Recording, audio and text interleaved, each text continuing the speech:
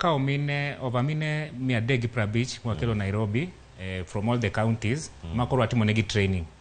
So part of the training mano atimo negi training mar security. Nikentie gima timore e Kenya waka ma en gima pani I don't know oborumo karango but en gima onego rum gimluongo ni goons within the political system. Nikechinde ni kidhi siasa nyaka ibed gi goons. Koro goons gi en gima disadvantage women nikech mine mondo gi organize goons kaka chuo ok gichalre ok waromre. Challenges ma mine face ngeny. First of all finance nikech goons gibedwaro finance.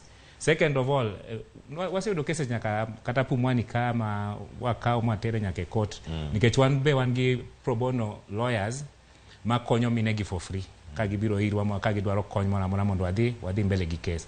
Koro gin gik matimore, gin gik ma challenges ma mine gi face. Koro gima nwatimo nwamiyo gi training kaka inyalo avoid nikech ngima ni maduong. At the end of the day idhi gi jogi one on one to inyalo lose ngimani, jibro tho, jibro hinyore kanyo. Gima chiel mwacha kwa blame our police system providing security. Nikech the higher you are, the more the security you get.